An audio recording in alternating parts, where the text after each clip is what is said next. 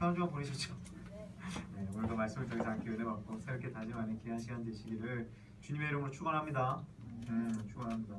그 SNS를 하다가요 우연히 아기가 귀여운 이유라는 타이틀이 적힌 글을 보았어요. 혹시 보신 분 있으신가 모르겠어요. 내용의 결론은요, 아기가 귀여운 이유가 그 자신을 방어하기 위한 방법이라는 것이었어요. 그 귀여움이 하나의 무기라는 거죠. 큰 눈과 통통한 볼, 뭐 동그랗고 작은 코를 가진 아기를 보면 우리가 자기도 모르게 웃음 지을 때가 있잖아요. 그냥 핏이 굳게 되어지고 기분 좋아질 때가 있죠. 그런데 실상은 이 귀여움이 그냥 가볍게 넘겨버릴 것이 아니었더라라는 거예요. 아기가 이제 까르륵거리는 웃음소리, 뭐 부드러운 피부, 뭐 매력적인 냄새, 뭐 이런 것들이 어린아이들이 이렇게 귀여운 데에는 과학적인 이유가 있다라는 거예요. 아이들의 귀여움을 설명하려는 시도가 예전부터 있긴 있었답니다. 발달 심리학에서는 사랑스럽다고 인식되는 아이들의 얼굴로 인해서 그 보는 이로 하여금 호의적인 그런 반응을 이끌어내는 것, 지금까지가 설명드린 거 있잖아요. 그것을 두고 큐피 인형 효과라고 명명했대요. 큐피 인형 효과. 그런데 아쉽게도 그때는 이것을 뭐라고 할까요? 뒷받침할 만한 과학적 근거를 발견하지는 못했대요. 왜 애를 보면 기분이 좋은 건가? 기분이 좋은 이유가 뭔가? 이것에 대해서 명명만 해놨지 과학적 근거를 발견하지 못했대요. 그런데 올해 6월 7일에 옥스퍼드 대학교 연구진은요, 연구를 통해 가지고 아이들이 뿜어내는 모든 귀여운 특징들이 모두 놀랍게도 우리 어른들의 감각을 자극하도록 설계되어진 것이다라는 그런 연구 결과를 발표하게 되어졌어요. 그 옥스퍼드 대학의 정신의학과 크린겔바흐 모르텐, 이름 되게 웃겨요. 크린겔바흐 모르텐 교수는 이렇게 이야기했어요. 아이들의 귀여움이 보호 행동을 유발해 신생아들이 살아남을 수 있도록 돕는다는 것은 굉장히 중요한 연구 결과가 되어진다. 뭐 이런 이야기를 했대요. 연구진들이 말하는 귀여운 특징에는 생김새뿐만 아니라 소리도 포함되어져요. 그리고 냄새도 포함되어지고 뭐 여러 가지들이 포함되는데 이런 귀여운 특징들은 성별에 상관없이 부모의 뇌뿐만 아니라 그 아기를 바라보는 어른들의 그 뇌에도 영향을 준대요. 그래가지고 아이를 보고 귀엽게 생각하고 그 아이를 보면서 호의적인 그런 관계를 맺고자 하는 마음이 드는 그런 것이 뇌를 촬영했는데 그게 반응이 있었대요. 아이를 보면 그쪽이 반응이 되어진다는 거죠. 놀라운 결과 아닌가요? 사실 이 연구 결과를 생각해 보면 힘없고 연약한 존재로 우리가 아기를 보고 귀엽다고 생각하고 그래서 보호해줘야겠다고 생각한 모든 것들이 실상은 아이들의 무기였다라는 거예요. 굉장히 뭐라 그럴까요? 가증스럽지 않나요? 애기들이 그 살아남으려고 그런 걸 했다라는 거예요. 우리들은 이용당한 거고 이용당한 거고 그렇다라는 거예요. 생존을 위해서 아이들의 무기였다는 거죠. 힘이 없고 연약한데 귀여움이 느껴지지 않으면 어떡하겠어요? 집어 던져서 죽이지 않겠어요? 너무 잔인한가요? 뭐 그런 거 아니겠어요? 근데 아이들은 그걸 살아남기 위해서 집어 던짐을 당하지 않기 위해서 귀여움이라는 걸 표현해요. 그래서 그렇게 표현해요. 그런데 작고 연약한 아기에게도 생존을 위한 무기가 귀여움이라는 이런 무기가 있듯이 인간에게는 생존을 위한 무기가 한 가지 이상은 꼭 있죠. 그리고 인간은 그 무기를 더욱 가다듬기 위해 애쓰고 또 욕심내서 또 다른 무기를 개발하고자 노력을 하죠. 노력하고 뭐 그럽니다. 그리고 자신의 무기를 가지고 세상 가운데서 생존을 위해 사용하며 살아가는 것이 우리들의 삶이잖아요. 여기 계신 우리 청년들 전부 다 이제 미모를 가지고 생활하고 계신 분들이잖아요. 무기 삼아서 살아가고 있는 분들이고 좀 미모가 이제 나이 들면서 줄어드니까 이제 돈으로 이제 옮겨 타고 막 그런 것들 있지 않나요? 어쨌거나 무기를 가지길 원하고 가지고 있고 그리고 계속해서 개발해 나가서 세상 가운데 삶을 윤택하게 영위해 나가길 소원하는 것이 우리 인간의 삶이다라는 거예요. 어쩔 수 없는 모습이다라는 거예요. 그런데 만약 우리가 가지고 있고 의지하고 있는 이 보호 장비, 내가 가지고 있는 무기, 어떤 사람은 재력이 될 수도 있고, 어떤 사람은 뭐 미모가 될 수도 있고, 어떤 사람은 지식이 될 수도 있고, 어떤 사람은 뭐 가정 형편이 될 수도 있고, 어떤 사람은 학벌이 될 수도 있고, 어떤 사람은 인맥이 될 수도 있고, 뭐 이런 것들 여러 가지 가지고 있는 보호 장비 혹은 생존을 위한 도구, 이 무기라는 것이 상황에 따라 혹은 외부적 힘에 따라서 상실된다면 과연 어떻게 될까 생각해 보게 되어졌어요. 내가 무기를 갖고 있어요. 근데 그게 어쩔 수 없이 어떤 상황 가운데 잃어버리게 되는 거예요. 내 무기가 소용이 없게 되어지는 그런 상황을 맞이하게 되면 어떻게 될까? 아까도 이야기했지만 만약 아까 나누었던 아기에게서 귀여움이 사라지고 아기에게서 괜히 성숙함이 느껴지고 아기에게서 징그러움이 느껴진다면 그 아기들이 다 살아남겠어요? 다 죽지 않겠어요? 징그러운데 왜 그걸 보듬겠어요? 왜 키우겠어요? 굶어 죽거나 뭐 말라 죽거나 다 그러지 않겠어요? 우리가 가지고 있는 무기가 상실되어진다면 먼저는 우리는 낙심하게 될 거예요. 우리는 굉장히 고통스러워할 겁니다. 그리고 혹 새로운 무기를 갖추고자 생각한다고 하더라도 가능하다면 자신에게 잘 맞는 무기 그리고 감당할 수 있는 무기를 개발하고 다시금 장착해야만이 생존에 도움이 될 것이기에 그 모든 것들이 쉬운 일이 아닐 것 같아요. 그러니까 내 무기를 잃어버린다는 것이 굉장히 낙심되어지고 어려운 일이다라는 거죠. 오늘 본문을 보면요. 오늘 본문에는 한나라는 여인이 부른 기쁨의 찬가예요. 한나가 부른 기쁨의 노래가 오늘 본문의 내용이거든요. 하나님을 향한 감사의 찬양인데요. 그런데 오늘 본문에 등장하는 한나라는 이 여인의 찬양 안에는요. 무기를 잃고 혹은 생존을 위한 도구를 잃어버렸음에도 불구하고 어떻게 죽지 아니하고 극복해 살아나갈 수 있었고 이겨낼 수 있었고 생존할 수 있었는지에 대한 그 감격의 고백이 담겨져 있어요. 그게 오늘 본문의 한나의 고백에 찬양에 들어져 있다라는 거죠. 오늘 본문 이전인 사무엘상 1장을 보면 한나가 오늘 본문에서와 같이 기쁨과 감사가 충만해서 하나님을 찬양한 이유가 설명이 되어져요. 왜 이렇게 찬양했는가? 이유가 설명되어지는데 어떤 마을에 엘가나라는 사람이 있었어요. 남자인데 이 엘가나라는 인물에게는 두 명의 부인이 있었어요. 한 명은 브린나고 한 명은 한나였어요. 두 여인을 이제 부인으로 삼고 있는 거죠. 그런데 한나에게는 한 가지 흠이 있었어요. 그게 뭐냐면 자녀를 낳지 못한다는 흠이 있었습니다. 그래서 불임에 대한 자책과 서름이 한나에게는 늘 가득했어요. 가득했는데 자녀가 없는 것이 무슨 흠이냐고 이야기할 수 있겠습니다만 저번에도 한번 설명드렸죠. 한나가 살던 이 시대, 예수 그리스도가 활동하던 이 시대뿐만 아니라 구약에 있는 이 모든 시대에서 가장 큰 재산은 뭐였냐면 사람이었어요. 얼마나 많은 사람이 인력이 있느냐 없느냐가 그것이 재산에 구분하는 척도였거든요. 그리고 여인에게 있어서 생육하고 번성하는 것에 대한 책임은 대단한 것이었습니다. 그리고 자녀를 출산한 자와 출산하지 못하는 자를 바라보는 사람들의 시선 또한 오늘을 살아가는 우리들의 시선과는 굉장히 감당할 수 있는 그게 차원이 다른 거예요. 뭔가 하자 있는 사람, 지 할 일 못하는 사람, 빙신 같은 사람, 이런 느낌이었다라는 거죠. 물론 남편에게 한나는 사랑을 많이 받았어요. 브린나보다 사랑을 더 많이 받았습니다.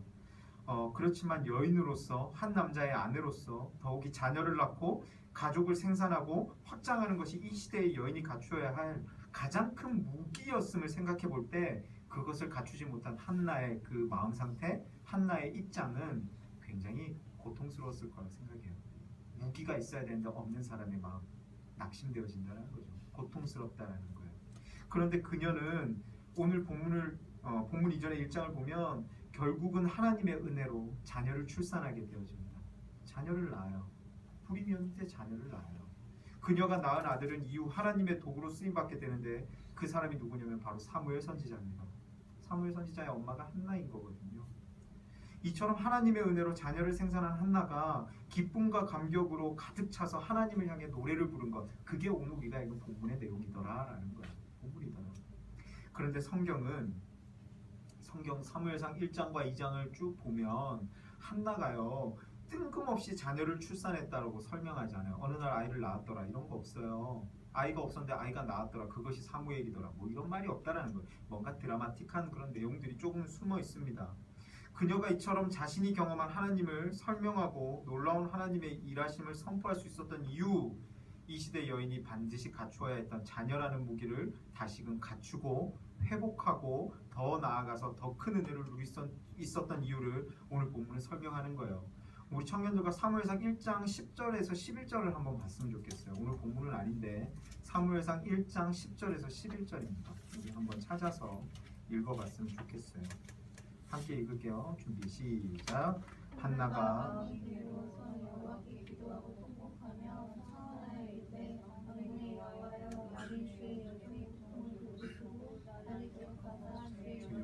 잊지 아니하시고 주의 영종에게 아들을 주시면 내가 그의 평생에 그를 여호와께 드리고 삭도를 그의 머리에 대지 아니하겠나이다. 아멘. 이 말씀을 보니까 그녀는요 자녀가 없는 거예요.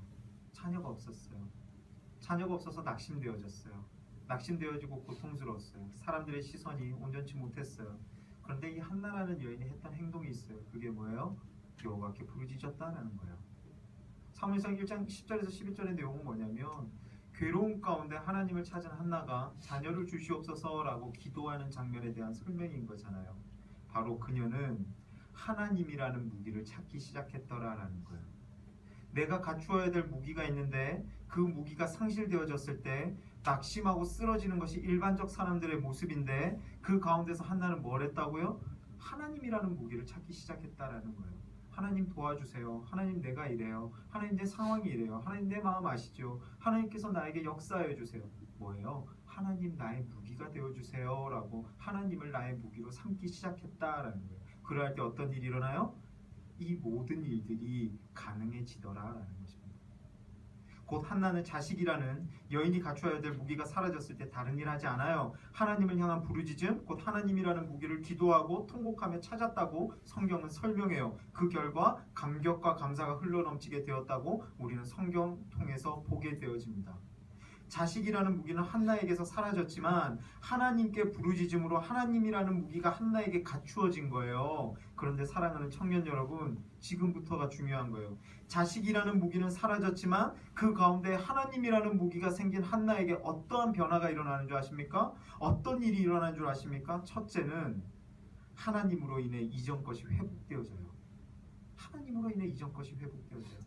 하나님이라는 무기를 내 마음 가운데 모셨더니 이전 것이 회복되어지더라라는 거예요. 오늘 우리가 읽은 사무엘상 2장 1절을 한번 읽었으면 좋겠어요. 본문 1절 우리 한 목소리로 함께 읽겠습니다. 한나가 기도하여 이르되 내 마음이 여호와로 말미암아 즐거워하며 내 뿔이 여호와로 말미암아 높아졌으며 내 입이 내 원수들을 향하여 크게 열렸으니 이는 내가 주의 구원으로 말미암아 기뻐하니. 1절에 보면요 뿔이라는 단어가 등장해요. 그죠?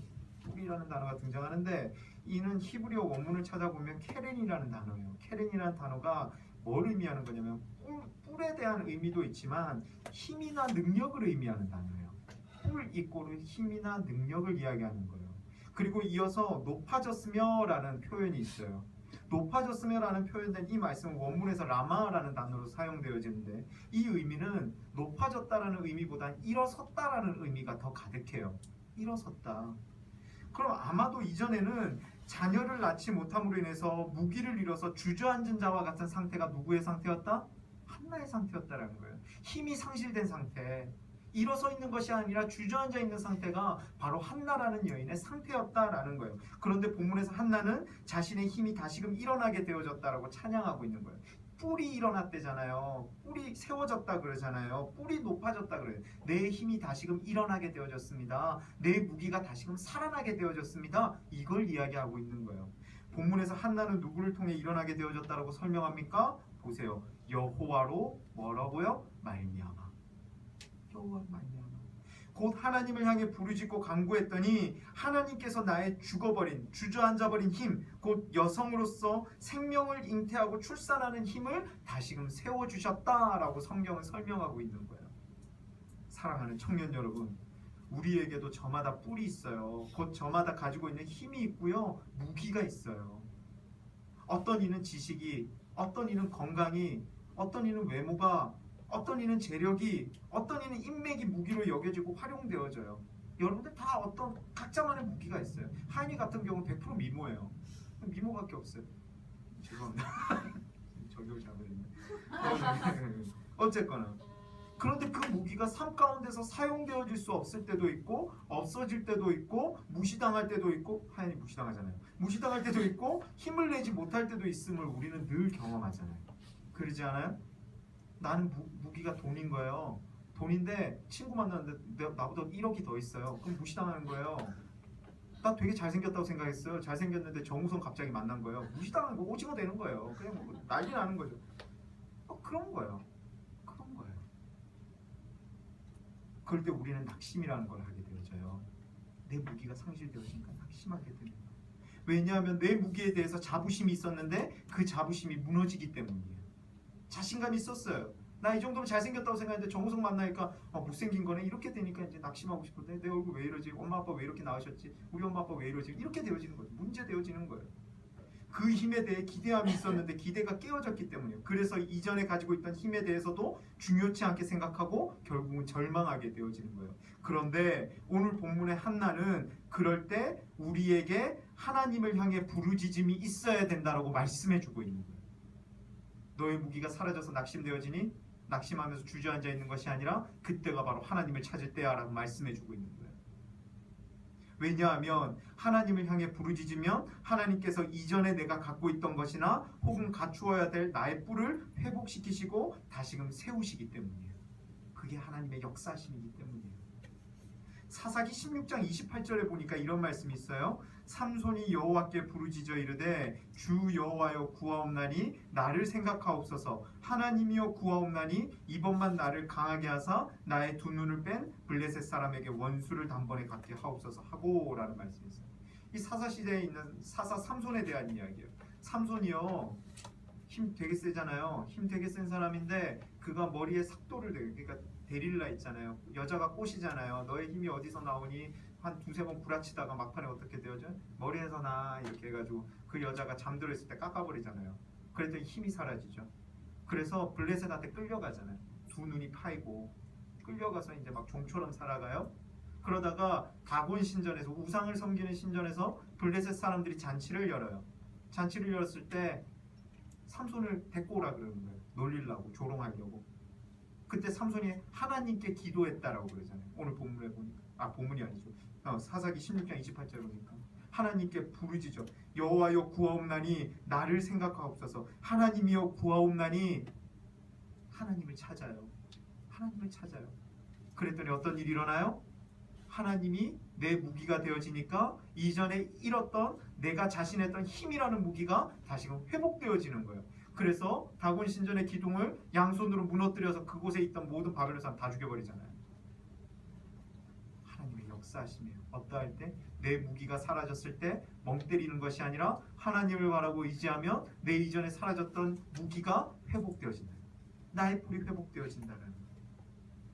사랑하는 청년 여러분, 하나님을 향한 부르짖음으로 하나님이라는 뿔이 나에게 주어질 때 이전의 뿔도 하나님을 통해 회복되고 세움받게 될 수 있음을 기억하는 저와 여러분 되시길 주님의 이름으로 축원합니다. 하나님이라는 뿔이 주어질 때 우리는 회복되어질 수 있어요. 세워질 수 있어요. 두 번째, 하나님으로 인해 하나님을 경험하게 되어져요. 하나님으로 인해 하나님을 경험하게 되어져요. 오늘 본문 2절과 3절을 한 번 더 읽었으면 좋겠어요. 본문 2절과 3절 우리 한 목소리로 크게 읽겠습니다. 여호와와 같이 거룩하신 이가 없으시니 이는 주밖에 다른 이가 없고 우리 하나님 같은 것도 없으십니다. 심히 교만한 말을 하지 말 것이며 오만한 말을 입에서 내지 말지어다. 여호와는 지각이 하나님이시라 행동을 바라보시느니라. 아멘. 북아프리카에서 사역하는 프레드릭 놀란이라는 선교사가 있었습니다. 예전에 제가 이거 한 몇 년 전에 설교할 때 예화로 썼던 것 같은데 그가요 북아프리카에서 일어난 기독교인 탄압을 피해서 어느 날 도망치게 되어졌어요. 언덕을 지나 계곡으로 쫓기는데 몸을 숨길 곳이 없게 되었답니다. 그런데 마침 그 옆에 조그만한 사람 한 명 정도 들어갈 만한 그런 굴을 발견하게 되어졌대요. 그래서 그곳에 들어가서 숨게 되었습니다. 몸을 숨기긴 했지만 그가 두려움이 몰려오는 거예요. 사람들이 쫓아오는 걸 알고 있으니까 두려움이 몰려오는 거예요. 감당할 수 없게 되었고 자포자기하는 마음으로 죽음을 기다리다가 정신 바짝 차리고 하나님을 향해 부르짖기 시작했어요. 하나님께 매달리기 시작했습니다. 하나님, 제가 여기서 이렇게 죽어야 되는 겁니까? 선교사로서의 제 사명은 이것으로 끝인 겁니까? 하나님 정말 살아계십니까? 어떻게 이러실 수 있습니까? 하나님 도와주십시오. 기도했던 거예요. 그가 하나님께 부르짖으며 절박하게 기도했는데 그 기도가 끝나자마자 어딘가에서 거미가 한 마리 나오더니 굴 입구에 거미줄을 치기 시작하더라는 거죠. 굴 입구에 거미줄. 거미는 순식간에 굴 입구를 가로질러 거미줄을 쳤고 그를 쫓아오던 사람들이 굴 앞에 서서 그곳을 살펴보기 시작하는데 굴 입구에 거미줄이 채워져 있으니 그 안으로 사람이 들어갔으리 만무하다 생각하고 그냥 지나갔다는 거예요. 목숨을 구해줬다는 거죠. 그 이후에 그는 이렇게 고백했대요. 하나님이 계신 곳은 거미줄도 벽과 같고 하나님이 계시지 않는 곳은 벽도 거미줄과 같다라고 고백했다라고 합니다. 본문 2절과 3절에서 한나는 하나님처럼 거룩한 분이었고 하나님처럼 굳센 산이 없고 하나님처럼 강한 자가 없다라고 고백하고 있어요.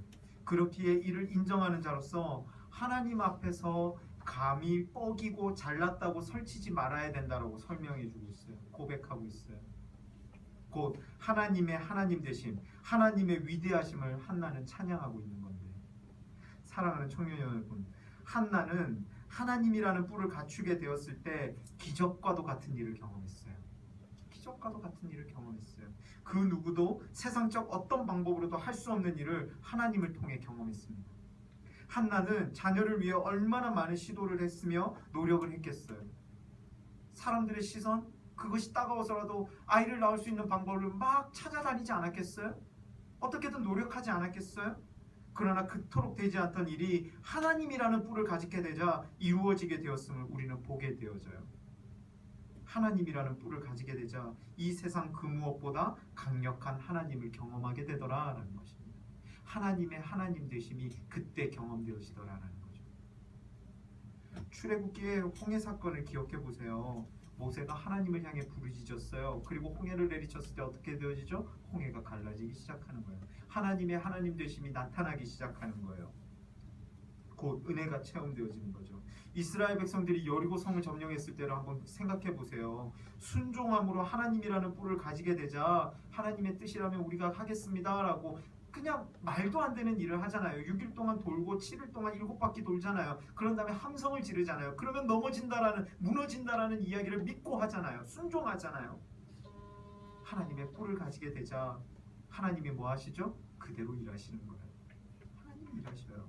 말도 안 되는 일이 일어나는 거예요. 손에 피 하나 묻히고 승리를 경험하게 돼요. 곧 하나님의 하나님 되심이 그들 가운데 경험되어지더라는 거예요. 사랑하는 청년 여러분, 하나님을 향한 부르짖음으로 하나님이라는 뿔이 나에게 주어질 때 하나님의 일하심이 내 가운데 충만하게 된다는 것을 믿으시기를 주님의 이름으로 축원합니다. 그때가 하나님의 하나님 되심을 경험할 때예요. 내가 하나님을 모시고 하나님의 뿔이 나의 것이 되어졌을 때 하나님의 역사하심의 체험자가 되어진다는 거죠. 마지막으로 세 번째요. 하나님으로 인해 승리를 경험하게 되어져요. 하나님을 향해 부르짖고 하나님이라는 뿔이 내 가운데 들어오게 되어지면 하나님으로 인해 우리는 승리를 경험하게 되어져요. 오늘 우리가 읽은 본문 가운데 4절과 5절을 한 번 더 읽었으면 좋겠어요. 본문 4절과 5절 우리 한 목소리 함께 읽습니다. 용사의 활은 꺾이고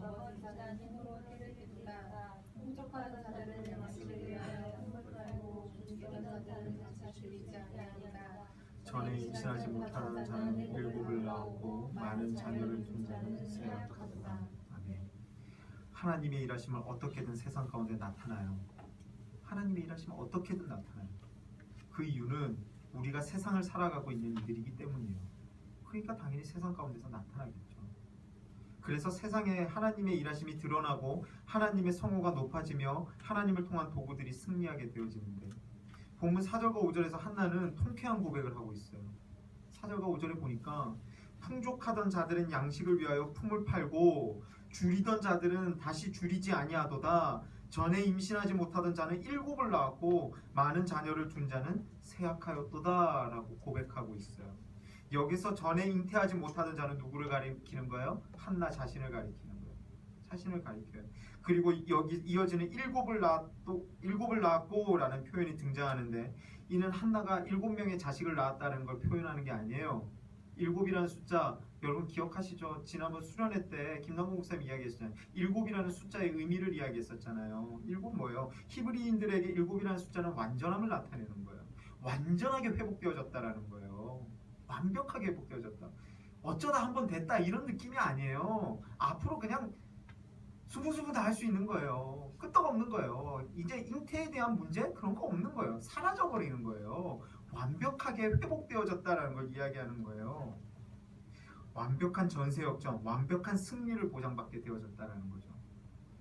반면 이어지는 많은 자녀를 둔 자는 세약하였도다. 이건 누구를 의미하는 거예요? 분인나를 의미하는 거예요. 분인나를 표현해요. 그녀는 사실 한나가 잉태하지 못함을 긍휼히 여기기보다는요, 사무엘상 1장을 한번 보세요. 브니나는요 한나를요 핍박하고요, 한나를 조롱하고요, 한나를 몹쓸지 많이 했던 사람이에요. 남편의 사랑을 독차지하기 위한 기회로 보고요, 한나를 멸시하고 핍박했었습니다. 그러다 한나가 사무엘을 낳음으로 더 이상 교만한 말을 할 수 없게 되었고, 한나를 향한 남편 엘가나의 사랑도 더욱 깊어짐으로써 자식을 브니나는 많이 두었음에도 불구하고 그녀의 위치는 더욱 초라하게 되었음을 우리는 보게 되어져요. 그게 이 한나의 고백인 거예요. 사랑하는 청년 여러분, 하나님을 나의 뿔로 삼을 때, 하나님을 나의 무기로 삼을 때 승리를 경험하게 됨을 기억하시기를 주님의 이름으로 축원합니다. 우리 하나님은요 외상 같은 거 좋아하지 않으셔요. 빚져 있는 거 좋아하지 않으셔요. 하나님이 나의 뿔이 될 때 주어지는 승리, 어떤 승리인지 아세요? 완벽한 승리예요. 완벽한 전세 역전이에요. 완벽한 상황의 바뀜이에요. 그게 하나님의 일하심이에요. 하나님이 나의 무기가 되어졌을 때 나타나는 승리의 모습이더라라는 거예요. 하나의 모습이더라. 시편 40편 1절에서 3절에 보니까 이런 말씀이 있어요. 한번 들어보십시오. 내가 여호와를 기다리고 기다렸더니 귀를 기울이사 나의 부르짖음을 들으셨도다. 나를 기가 막힐 웅덩이와 수렁에서 끌어올리시고 내 발을 반석 위에 두사 내 걸음을 견고하게 하셨도다. 새 노래 곧 우리 하나님께 올릴 찬송을 내 입에 두셨으니 많은 사람이 보고 두려워하여 여호와를 의지하리로다. 이게 누구의 고백이냐면 다윗의 고백이에요. 다윗의 고백이에요.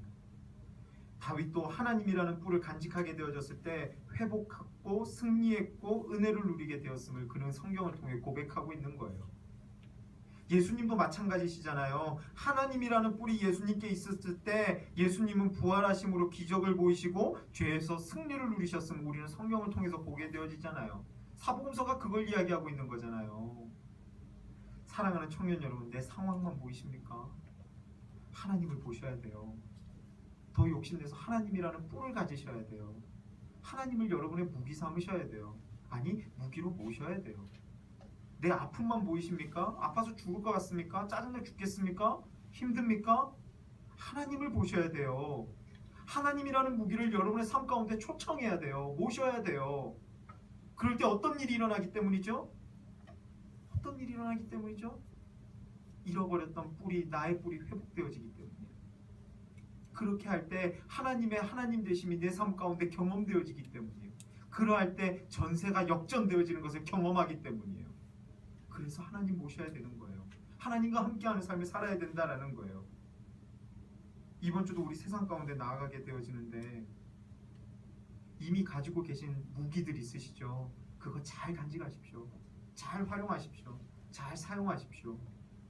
아울러 하나님이라는 뿔을 순간순간 날마다 강구하고 간직하며 나아가서 순간순간 여러분들에게 나타나게 될 낙심들, 당면하게 될 문제들, 고난들, 어려움들 담대하게 이겨낼 수 있는, 그리하여서 전세가 역전되어지고 하나님을 경험하고 회복을 누리기에 부족함이 없는 저와 여러분의 삶이 되시기를 주님의 이름으로 축원합니다.